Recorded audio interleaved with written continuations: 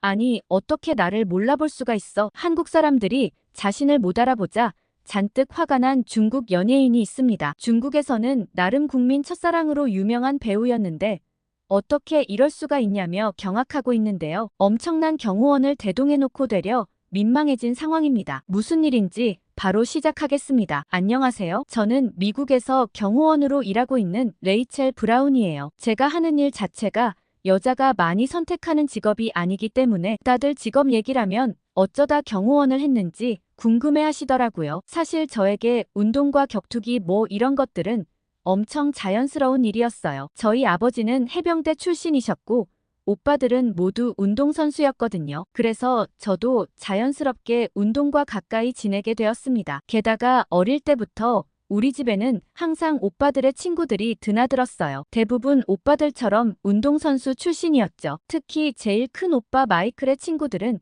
거의 매일 우리 집 마당에서 같이 운동을 하곤 했습니다. 어린 마음에 늘 오빠들과 놀고 싶어 기웃거렸는데 그 중에서도 제 마음을 사로잡은 한 오빠가 있었어요. 이름은 제이슨이었죠. 제이슨 오빠는 항상 밝은 미소를 지니고 있었고 운동할 때는 누구보다 진지한 모습이 멋져 보였어요. 어느 순간 저는 그런 제이슨 오빠를 몰래 짝사랑하게 되었어요. 그러다 우연히 제이슨 오빠가 경호원을 준비하고 있다는 소식을 들었고 그 순간 별다른 고민 없이 저도 경호원이 되어야겠다고 마음먹었습니다. 사실 그땐 경호원이라는 직업에 대해 깊이 생각해보지 않았어요. 그저 제가 좋아하는 사람이 하는 일을 하고 싶다는 마음뿐이었죠. 다행히도 어릴 때부터 운동을 해온 덕분에 체력도 좋았고 위기 상황에서의 대처 능력도 나쁘지 않았어요. 열심히 훈련받고 실력을 쌓아가다 보니 미국 내 업계 최고로 꼽히는 회사에서 저를 스카우트했습니다. 그곳에서 일하게 되면서 드디어 제이슨 오빠와 함께 근무할 수 있게 되었어요. 하지만 현실은 제 상상과 달랐습니다. 바쁜 일정 속에서 제이슨 오빠에게 제 마음을 전할 기회를 찾지 못했어요. 그렇게 차일피일 미루다 제이슨 오빠는 어느새 다른 여자를 만나 결혼을 하고 말았습니다. 그때의 충격과 아쉬움은 아직도 가슴 한편에 남아있어요. 하지만 지금은 그저 추억일 뿐이죠. 아무튼 경호원 생활은 재밌었어요. 유명 연예인들을 가까이서 볼 수 있다는 것도 너무 신기했고 일 자체도 제게는 그리 힘들지 않았습니다. 체력이 좋은 편이라 육체적으로 버거운 점은 없었고 위험한 상황에 대처하는 것도 꽤 자신 있었죠. 하지만 최근 들어 집에 큰일이 생겼습니다. 어머니의 건강이 악화되면서 어머니가 운영하시던 가게를 돌봐줄 사람이 필요해졌거든요. 어머니는 무릎 관절이 좋지 않으셨는데 수술을 받으셨음에도 별다른 차도가 없으셨어요. 거동이 많이 불편해지셔서 혼자서 가게를 운영하기가 어려워지셨죠. 아버지는 여전히 본업에 매진하고 계셨고 오빠들은 모두 다른 주에서 살고 있어서 어머니를 도와드릴 수 있는 사람은 저밖에 없었습니다. 고민 끝에 저는 경호원 일을 잠시 그만두고 어머니의 가게를 돕기로 결심했어요. 어머니가 오랫동안 이뤄낸 가게를 한순간에 닫기에는 안타까운 마음이 들었거든요. 지금은 매일 아침 일찍 일어나 가게 문을 열고 손님들을 맞이하고 있습니다. 어머니가 하시던 일을 대신하다 보니 어머니가 얼마나 힘든 길을 걸어오셨나 이해하게 되었어요. 어느 평범한 오후 가게에서 일하고 있을 때였어요. 갑자기 핸드폰이 울렸고 화면에는 익숙한 이름이 떠올랐습니다. 예전에 일하던 경호업체의 팀장님이었죠. 반가운 마음에 얼른 전화를 받았어요. 팀장님의 목소리는 여전히 활기차고 힘이 넘쳤습니다. 간단한 안부 인사를 나눈 후 팀장님은 본론으로 들어가셨어요. 팀장님은 아주 좋은 해외 출장 경호권이 들어왔다고 하셨대요. 수당이 꽤 높은 편이라 제게 한번 제안해 보려고 하셨다고 합니다. 저는 호기심이 생겼고 어떤 일인지 물어봤어요. 팀장님은 중국에서 엄청난 인기를 끌고 있는 연예인의 한국 출장 경호를 맡는 일이라고 해요. 5박 7일이라는 꽤 긴 일정이었죠. 순간 의아했어요. 중국 배우인데 왜 미국 경호팀에게까지 연락이 온 걸까요? 그 궁금증을 팀장님께 물어봤더니 재미있는 대답이 돌아왔습니다. 그 중국 배우 측에서 할리우드 스타급 경호를 원한다고 해서 미국 에이전시에 연락이 왔다는 거예요. 솔직히 좀 과하다는 생각이 들었어요. 팀장님도 그렇게 생각하시는 듯 했지만 돈을 준다는데 굳이 마다할 이유는 없다고 하셨죠. 그러면서 제게 한번 고려해보라고 권하셨어요. 그리고 팀장님은 중국 배우 경호가 끝나고 하루 쉰 뒤에 미국 인플루언서의 방문 일정도 있다고 해요. 그 일까지 연달아 하면 꽤 괜찮은 수입을 올릴 수 있을 거라고 하셨죠. 팀장님이 제시한 금액을 듣고 저는 놀랐어요. 정말 높은 금액이었거든요. 잠시 계산을 해보니 그동안 가게 문을 닫고 일을 나가도 오히려 더 많은 돈을 벌 수 있을 것 같았습니다. 이 제안을 받고 나서 한동안 고민에 빠졌어요. 경호원으로서의 제 실력을 믿었지만 오랜만의 일이라 걱정도 되었죠. 그리고 무엇보다 어머니 가게를 또 비워두는 게 마음에 걸렸어요. 고민 끝에 어머니께 상황을 설명드렸습니다. 어머니는 처음에는 걱정하셨어요. 그동안 가게 일로 고생한 저를 또 일하러 보내는 게 미안하다고 하셨죠. 여행은 못 보내줄 망정 더 큰 일을 시키는 것 같아 마음이 아프다고 하셨어요. 하지만 저는 어머니를 안심시켜드렸어요. 한국에 가서 하루 비는 일정도 있으니 그때 여행도 즐기고 오겠다고 말씀드렸죠. 그리고 이번 기회로 꽤 많은 돈을 벌 수 있다고 설명드렸어요. 어머니는 조금 망설이시다가 결국 허락해 주셨습니다. 결정을 내리고 나니 묘한 설렘이 밀려왔어요. 오랜만에 경호원으로서의 제 모습을 되찾는 것 같았거든요. 그동안 잊고 있었던 긴장감과 책임감이 다시 떠올랐습니다. 팀장님께 연락드려 일을 하겠다고 전했고 팀장님은 기뻐하시며 곧 세부 사항을 알려주겠다고 하셨습니다. 그리고 오랜만에 복귀인 만큼 잘 준비하라고 당부하셨어요. 저는 당장 체력 단련부터 시작해야겠다고 생각했어요. 오랜만에 경호 업무인 만큼 최상의 컨디션으로 임해야 했죠. 매일 아침 일찍 일어나 러닝을 하고 근력 운동을 하기 시작했어요. 그런데 한국행을 결정하고 나서 저는 문득 궁금증이 생겼어요. 도대체 어떤 중국 배우길래 이렇게 대단한 경호팀을 요구하는 걸까요? 호기심을 참지 못하고 인터넷 검색을 시작했습니다. 검색 결과를 보고 저는 깜짝 놀랐어요. 그 배우는 중국에서 국민 첫사랑으로 불리는 여배우였습니다. 이름은 리우이페이였죠. 그녀의 프로필 사진을 보니 정말 아름다운 외모에 눈을 뗄 수가 없었어요. 리우이페이의 필모그래피를 살펴보니 그녀가 출연한 작품들은 하나같이 대박을 쳤더라고요. 로맨스 드라마부터 액션 영화까지 장르를 가리지 않고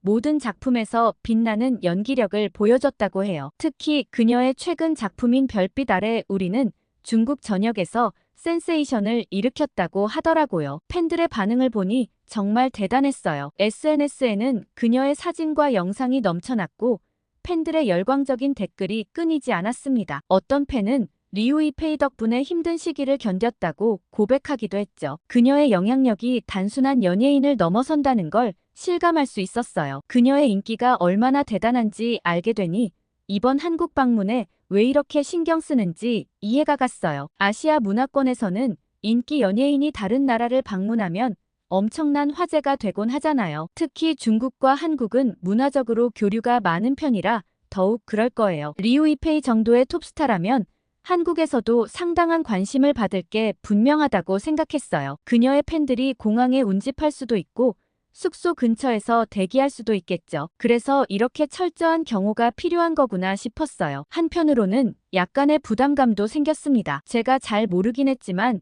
중국에서 이렇게 유명한 스타를 경호하는 데다 오랜만에 복귀하는 거라 걱정도 되더라고요. 하지만 이전에 할리우드 스타들을 경호했던 경험을 떠올리며 자신감을 되찾았어요. 결국 사람은 다 비슷하니까요. 그러다 문득 한국에서의 일정이 궁금해졌어요. 리우이페이가 어떤 활동을 할지 알 수 있다면 미리 준비할 수 있을 것 같았거든요. 하지만 아무리 찾아봐도 한국에 연관된 정보는 나오지 않았어요. 그땐 보안이 철저하다고만 생각했는데 나중에 보니 아니더라고요. 아무튼 그 이후엔 제 자유시간은 어떻게 보낼지 고민하기 시작했어요. 하루 정도 시간이 난다고 했으니 뭔가 특별한 걸 해볼까 생각도 했죠. 한국의 유명한 템플 스테이를 체험해볼지 아니면 한복을 입고 고궁을 둘러볼지 이것저것 검색해보며 상상의 나래를 펼쳤어요. 하지만 현실적으로 생각해보니 그냥 쉬는 게 좋겠다는 결론을 내렸어요. 5일 동안 빡빡한 일정으로 리우이페이를 경호하고 나면 꽤 피곤할 테니까요. 게다가 그 다음날 바로 또 다른 인플루언서 일정이 있으니까요. 결국 자유시간에는 호텔에서 푹 쉬기로 했어요. 피로를 풀고 다음 일정을 위해 재충전하는 시간을 가져야겠다고 생각했죠. 이렇게 이것저것 알아보고 준비하다 보니 출발 날짜가 눈앞으로 다가왔어요. 가방을 꾸리면서 이번 일정에 대한 기대감이 점점 커졌습니다. 새로운 경험을 하게 될 것 같아 설레는 마음이 들었어요. 출발 당일 공항에 도착하자 익숙한 목소리가 들렸어요. 고개를 돌려보니 제 동기 사라가 활짝 웃으며 다가오고 있었죠. 사라는 저와 함께 경호원 교육을 받았고 이번 한국 출장에 동행하게 된 친구예요. 사라는 어깨에 맨 가방을 들썩이며 들뜬 목소리로 인사했어요. 그녀의 눈빛에서 설렘이 가득한 게 보였죠. 저도 반가운 마음에 사라를 반갑게 맞이했어요. 체크인을 하면서 사라가 제게 물었어요. 하루 비는 시간에 무엇을 할 거냐고요. 저는 별 계획 없이 그냥 쉬려고 한다고 대답했죠. 그러자 사라의 눈이 동그랗게 커졌어요. 사라는 놀란 목소리로 제게 되물었습니다. 한국에 가기로 한 게 놀러 가는 것 때문이 아니었냐고요. 저는 고개를 저으며 그런 생각은 못했다고 말했죠. 그러자 사라는 자신의 계획을 열정적으로 설명하기 시작했어요. 비는 시간 동안 한국의 유명 관광지를 돌아볼 거라고 했죠. 남산타워에 올라가 서울 전경도 보고 인사동에서 전통 공예품도 구경할 거라고 했어요. 심지어 한복을 입고 경복궁을 둘러볼 계획까지 세워놨다고 하더라고요. 사라에게 그건 하루 만에 도저히 안 될 것 같은데라며 웃자 사라는 그래도 한국에 간 김에 최대한 꽉꽉 채워서 알차게 보낼 거라고 얘기했어요. 사라의 말을 들으니 저도 모르게 미소가 지어졌어요. 사라의 긍정적인 에너지가 저에게도 전해지는 것 같았거든요. 탑승 시간이 다가오자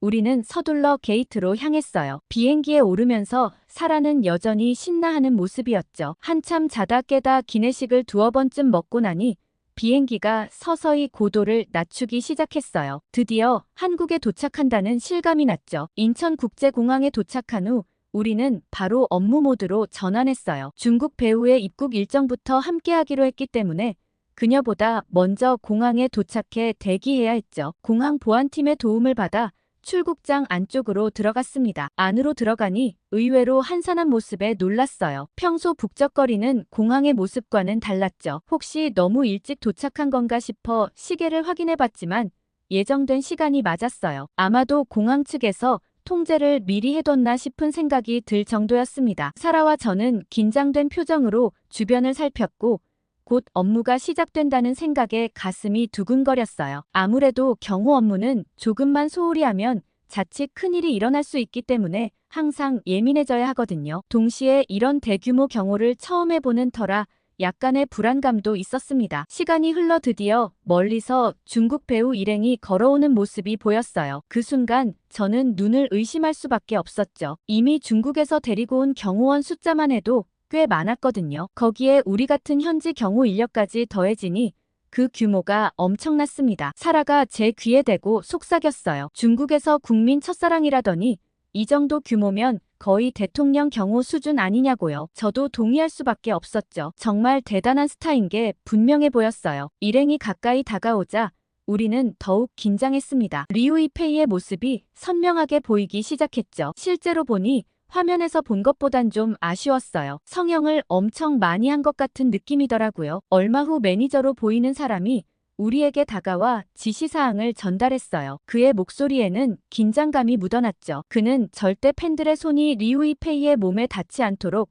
극도로 주의해달라고 신신당부했습니다. 이전에 중국에서 한 번 있었던 사건 때문에 리우이페이가 큰 스트레스를 받았다고 해요. 여기저기 더듬는 사람들 때문에 트라우마가 생겼다는 거였죠. 그래서 팬들을 최대한 멀리 떨어뜨려 안전하게 이동할 수 있게 해달라고 부탁했습니다. 우리는 신속하게 움직였고 미리 준비한 대로 리우이페이를 중심으로 빈틈없는 인간 방패를 만들었죠. 중국에서 온 경호원들과 우리가 완벽한 조화를 이뤄 그녀를 감쌌습니다. 출국장 문이 열리는 순간 우리는 모두 긴장했어요. 하지만 막상 밖으로 나오니 예상과 달리 평소의 공항과 전혀 다를 바가 없었습니다. 팬들의 함성 소리도 들리지 않았고 인파도 보이지 않았죠. 주변을 둘러보니 팬으로 보이는 사람들은 극소수에 불과했어요. 오히려 대부분이 중국 기자들 뿐이었습니다. 팬보다 우리 경호원들이 더 많아 보일 정도였죠. 이 상황이 너무 당황스러워 사라와 눈을 마주쳤어요. 매니저도 당황한 기색이 역력했습니다. 그는 우리에게 다가와 설명을 시작했어요. 아마도 사전에 공항 측의 보안을 철저히 해달라고 요구하고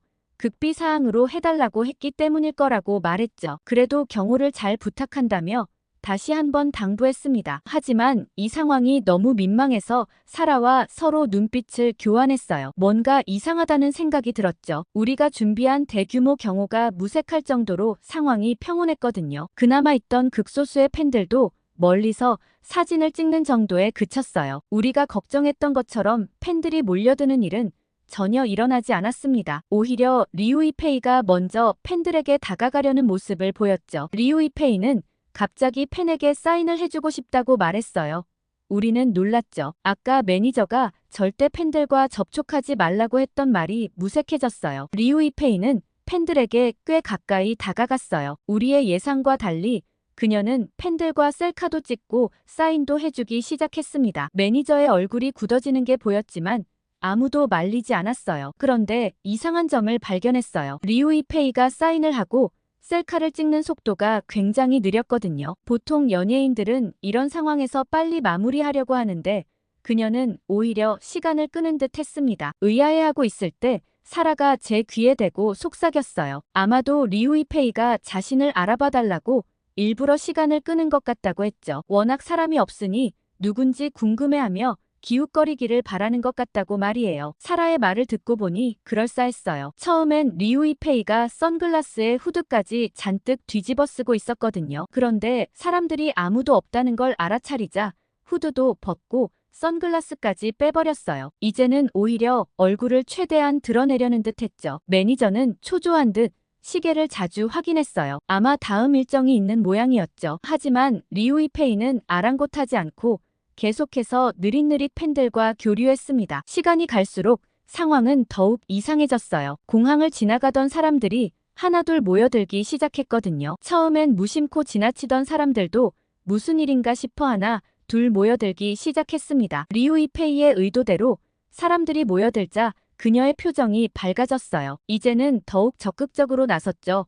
먼저 사진 찍기를 자청하기도 하고 사인도 더 꼼꼼히 써주기 시작했습니다. 우리 경호팀은 당황스러웠어요. 이런 상황을 예측하지 못했거든요. 보통 사람이 모일수록 경호가 어려워지기 때문에 혹시 모를 돌발 상황에 대비해 긴장을 늦출 수 없었죠. 매니저는 당황해서 리우이페이에게 다가가 무언가 속삭였지만 그녀는 미소만 지을 뿐 별다른 반응을 보이지 않았습니다. 그런데 정말 신기한 건 사실 경호를 할 필요가 없다는 점이었어요. 한국 분들은 적당한 거리를 두고 구경했고 몸에 손을 대거나 무례한 행동을 하는 사람이 아무도 없었어요. 사실 팬이 아니라 단순 호기심에 몰려든 사람이라 그런 것 같긴 했지만 모두들 어느 정도 선을 지키는 모습이었습니다. 한참 시간이 지나 공항에서 빠져나왔고 호텔로 향하고 있었죠. 차 안은 조용했지만 곧 경호원들 사이에서 웅성거림이 들리기 시작했습니다. 저는 귀를 기울여 그들의 대화를 들었어요. 중국 경호원 리웨이가 목소리를 높이며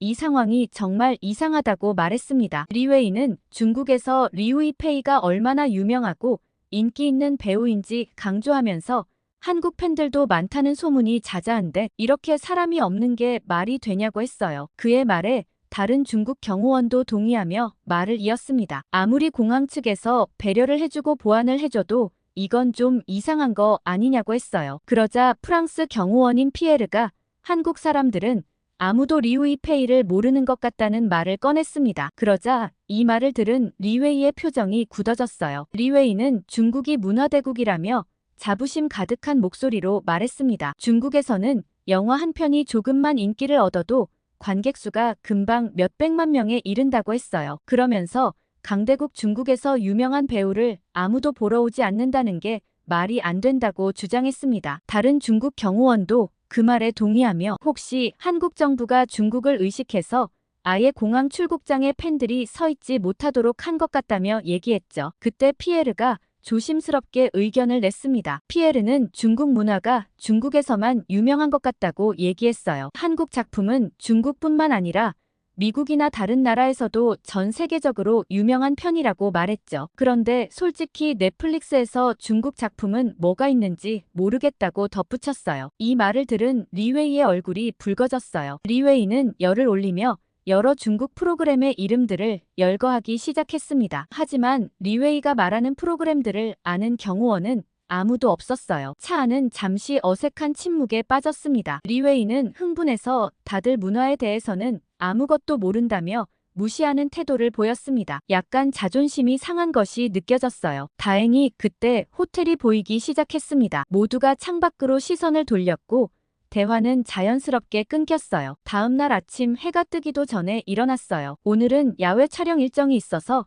일찍부터 분주했죠. 매니저가 우리를 모아놓고 오늘도 조심해달라고 신신당부했습니다. 하지만 대부분의 경호원들은 그의 말을 귓등으로 들었어요. 어제의 경험 때문인지 많은 경호원들이 오늘도 할 일이 없을 거라고 예상했죠. 심지어 일부는 할 일 없으면 오히려 좋다며 농담을 주고받기도 했어요. 촬영장에 도착하니 예상대로 사람들이 거의 없었어요. 중국 촬영팀이 한국을 배경으로 리우이페이의 화보를 찍고 있었죠. 우리는 주변을 둘러보며 경계를 섰지만 사실상 할 일이 없었습니다. 한참 촬영이 진행되고 있을 때였어요. 한 외국인 관광객이 저에게 다가왔습니다. 그는 이렇게 많은 경호원이 있는 이유가 무엇이냐고 물었어요. 저는 리우이페이의 화보 촬영 중이라고 설명했죠. 그러자 그 외국인은 한국에서 인기 많은 배우인가 보다고 말했어요. 저는 그의 말을 정정하며 리우이페이가 한국인이 아니라 중국인이라고 설명했습니다. 그 순간 예상치 못한 일이 벌어졌어요. 갑자기 리우이페이가 우리 쪽으로 걸어오고 있었습니다. 그녀의 표정이 좋지 않아 보였어요. 그녀는 외국인 관광객에게 다가가 자신이 중국인이라고 화를 내기 시작했습니다. 저는 당황스러웠어요. 왜 그렇게 화를 내는지 이해할 수 없었죠. 나중에 알고 보니 리우이페이가 예전에 유럽 촬영을 갔을 때도 모두가 그녀를 한국인으로 오해했다고 해요. 그때부터 이런 오해에 민감해졌다는 거였죠. 리우이페이는 계속해서 화를 내며 자신이 대국 중국인인데 후진국 한국인 취급받는 게 너무 화난다고 말했어요. 그녀의 말에 주변 분위기가 순식간에 얼어붙었습니다. 다행히 매니저가 재빨리 달려와 상황을 수습했어요. 그는 리우이페이를 진정시키고 외국인 관광객에게 사과했습니다. 하지만 이 사건으로 촬영장의 분위기는 완전히 바뀌어 버렸죠. 잠깐의 휴식 시간 동안 저는 주변을 둘러보았어요. 여전히 사람들이 전혀 몰려들지 않았습니다. 이렇게 많은 경호원들이 있는 게